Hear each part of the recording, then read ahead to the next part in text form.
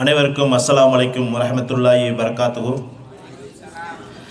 அளவற்ற அருளாளனும் நிகரற்ற அன்புடையனுமாகிய எல்லாம் வல்ல அல்லாஹுவை போற்றி புகழ்ந்தவனாக, அவனுடைய சாந்தியும் சமாதானமும் எம்பெருமானார் நபிகள் நாயகம் ஸல்லல்லாஹு அலைஹி வஸல்லம் அவர்கள் மீதும், அன்னாரை பின்பற்றிய சஹாபாக்கள், தாபீன்கள், தபா தாபீன்கள், உலமாக்கள், நாதாக்கள், ஷுஹதாக்கள், உலகத்தில் உள்ள அனைவரின் மீதும், இங்கே பெருந்திரளாக கூடியிருக்கக்கூடிய உங்கள் மீதும், இங்கே சிறப்பு விருந்தினராக வருகின்றிருக்கக்கூடிய உத்தமபாளையம் மக்கா மதினா பள்ளிவாசனுடைய தலைவர் ஹாஜி புரோஸ்கான் அவர்கள் மீதும், இந்த நிகழ்ச்சியை மிக சிறப்பாக ஒருங்கிணைத்திருக்கக்கூடிய இந்த கம்பம் மதாயி அரபிக்கல்லூரிய முதல்வர் தாரிக் அஹ்மது ஆலிம் பிலாலி அவர்கள் மீதும், உங்கள் மீதும் வல்ல இறைவனுடைய பேரருள் பொழியப்படட்டும் என்று பிரார்த்தித்தவனாக, அன்பார்ந்த மாணவர்களே, 139வது வார தேசிய கொடியேற்றும் நிகழ்ச்சி மிக சிறப்பாக நடத்தப்படுகின்றது. இதற்காக உங்கள் அனைவருக்கும் மனமார்ந்த நன்றிகளை தெரிவித்துக் கொள்கின்றோம். அன்பார்ந்த மாணவர்களே, கம்பம் மதாயி அரபிக் கல்லூரியில் தொடர்ச்சியாக சிறப்பான நிகழ்ச்சிகளை நடத்தி கொண்டிருக்கின்றார்கள். கடந்த வாரம் நிறைய சிறப்பு விருந்தினர்கள் உங்கள்கிட்ட பேசியிருப்பாங்க. இந்த வாரத்தில் உத்தமபாளையத்தில் பைபாஸில் இருக்கக்கூடிய மதினா பள்ளிவாசல், கோட்டமேடு பகுதியில் இருக்கக்கூடிய மக்கா பள்ளிவாசலுடைய தலைவர் புரோஸ்கான் அவர்கள் வருகின்றிருக்காங்க. உங்களுக்கு நல்ல ஆலோசனைகள் வழங்குவார்கள். அன்பார்ந்த மாணவர்களே, இங்கே நிறைய மாணவர்கள் மிக சிறப்பாக உரையாற்றினார்கள். ஒழுக்கம், வறுமை, அதுபோல குரானை கற்றுக் கொடுப்பவர் சிறந்தவர் என்று நிறைய மாணவர்கள் சிறப்பாக உரையாற்றினார்கள். 3 மாணவர்கள் சிறப்பான முறையிலே மோட்டிவேஷனல் ஸ்பீச் நல்லா பண்ணியிருந்தாங்க. அவங்களுக்கும் மனமார்ந்த நன்றிகள். ஒரு அறிவு என்பது ஒரு மனிதனுக்கு மிக முக்கியமானது. அறிவில்லாதவன் என்ன சொல்லுவோம்? முட்டா பயிலுன்றோம்ல. இந்த கல்வி நிறுவனங்கள் ஒரு தனி மனிதனுடைய அறிவை வளர்க்கக்கூடியதாக, அவர்களுடைய எதிர்காலத்தை சிறப்பாக உருவாக்குவதற்கு பல்வேறு முயற்சிகளை செய்திருக்கு. அறிவு வளர்ந்தால் தான் மனிதன் அறிவுடையவனாக இருப்பான். ஒரே ஒரு சிறிய கதையை மட்டும் சொல்ல ஆசைப்படுகின்றேன். அன்பார்ந்த மாணவரை நல்லா கேளுங்க. ஒரு ஊரில் ஒரு அரசர் இருக்காரு. அந்த அரசருக்கு பல அடிமைகள் இருக்காங்க. என்னங்க? பல அடிமைகள் இருக்காங்க. அதில் ஒரு அடிமை என்ன செய்கிறாருன்னா, ஒரு திறமையானவராக, நல்ல ஒழுக்கமானவராக, அறிவுடையவராக, அந்த மன்னருக்கு பிடித்தவராக இருக்கிறார். மன்னர் சொல்லக்கூடிய அந்த வேலைகளெல்லாம், அந்த அரசர் சொல்லக்கூடிய அந்த வேலைகளெல்லாம் என்ன செய்கிறாரு? அந்த அடிமை செய்து வர்றாரு. அந்த அரசருக்கு பிடித்தமானவராக அந்த அடிமை மாறினால என்ன செய்கிறார்னா, அரசர் அவரை அடிமையிலிருந்து விடுவித்து தன்னுடைய அரசவையில் அமைச்சராக ஆகிறார். என்ன ஆகிறாரு தம்பி?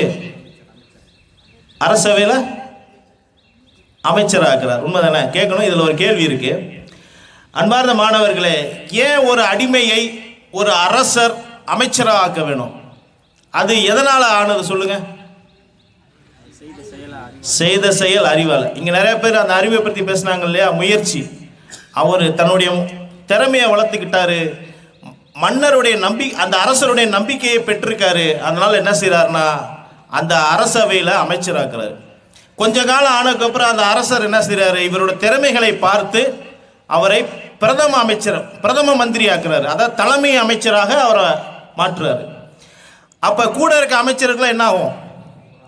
பொறாம வருமா இல்லையா? என்னடா, ஒரு அரசருடைய அடிமையாக இருந்தால் கொஞ்ச நாளைக்கு முன்னாடி வரைக்கும் நமக்கெல்லாம் சேவகம் செய்து கொண்டு இருந்தால், இன்னைக்கு நமக்கு மேலே தலைமை அமைச்சராக பிரதம மந்திரியாக வந்திருக்கிறாரு அப்படின்னு என்ன செய்கிறாங்க? எல்லாருமே கோவப்பட்டு பொறாமைப்பட்ட அரசர்கிட்ட போய் சொல்கிறாங்க, அரசர் நீங்கள் செய்கிற தவறு, எங்களுக்கு கீழே இருந்தவரை ஒரு அடிமையை நீங்கள் என்ன செய்றீங்க, எங்களுக்கு மேல் இருக்கக்கூடிய இடத்துல நீங்கள் கொண்டு வர்றீங்க அப்படின்ட்டு அரசர்கிட்ட எல்லாரும் முறையிடுறாங்க. அப்போ அரசர் என்ன சொல்கிறாருன்னா, இன்றையிலிருந்து அடுத்த வாரம், ஒரு வாரத்துக்கு நான் ஊருக்கு வெளியே இருக்கக்கூடிய அந்த ஓய்வு எடுக்கக்கூடிய அந்த பண்ணை வீட்டில் இருப்பேன். ஒரு வாரத்தில் சாயந்தரம் 5 மணிக்கு நீங்கள் எல்லாரும் என்ன செய்யுங்க, என்னை நீங்கள் பார்க்கணும் அப்படின்ட்டு அரசர் அந்த எல்லாருக்கும் சொல்கிறார். அந்த அடிமையாக இருந்த அந்த அமைச்சர் ஆக்கினார் இல்லையா, பிரதம மந்திரி, அவருக்கும் எல்லா அமைச்சருக்கும் சொல்லும் போது என்ன செய்கிறாங்கன்னா எல்லாருமே சரின்னு சொல்லிட்டு, அப்போ அரசர் அந்த அடிமையாக இருந்த அந்த பிரதம மந்திரியை கூப்பிட்டு, இவங்க வரக்கூடிய இந்த வழியில் நீங்கள் என்ன செய்யணும்னா இடதுபுறம் பூரா டீ கடை, பொழுதுபோக்கு அம்சங்கள் உண்டான எல்லாத்தையுமே நீங்கள் என்ன செய்யுங்க, ஏற்பாடு செய்யுங்க அப்படின்ட்டு அரசர் சொன்னவொடனே அதே மாதிரி ஏற்பாடு செய்கிறாங்க.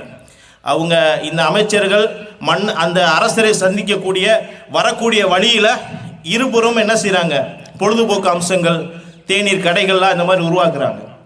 அப்போ அரசர் சொன்ன அந்த நாள் வருது. அரசர் என்ன சொல்லியிருப்பாருன்னா, நீங்கள் எல்லோரும் நடந்து தான் வரணும் அப்படின்ட்டு இருப்பார்.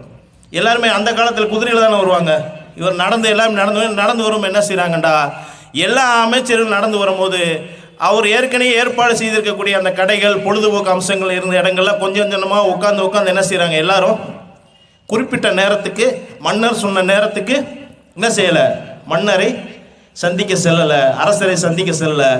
ஆனால் அந்த அடிமையாக்கி வச்சிருந்த அந்த பிரதம மந்திரி இருக்கார் பார்த்தீங்களா, தலைமை அமைச்சர், அவர் எதையுமே பார்க்கல. இருபுறமும் கடைகளோ பொழுதுபோக்கு அம்சமோ எதையுமே பார்க்காம நேரடியாக என்ன செய்கிறாரு, அரசரை போய் சந்திக்கிறாரு.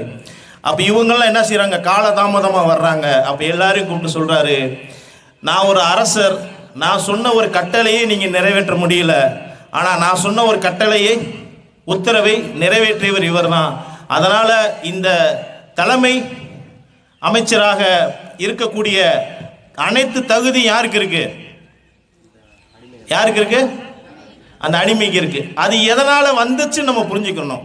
நம்ம சாதாரணமான ஒரு அடிமை இன்றைக்கு அமைச்சர்களுக்கெல்லாம் அமைச்சராக, அரசருக்கு பிடித்தவராக ஒருத்தர் மாறி இருக்கிறான்னு சொன்னால், ஒரு மனிதன்ட்ட இருக்கக்கூடிய திறமையையும் கல்வி அறிவையும் என்ன செய்யணும், பெருக்கிக் கொள்ளணும். அன்பார்ந்த மாணவர்களே, அதனால தான் திருவள்ளுவர் திருக்குறளில் ஒரு அருமையாக சொல்றாரு, தூங்காமை, கல்வி, துணிவுடைமை இம்மூன்றும் நீங்கா நிலனான் பவர்க்கு.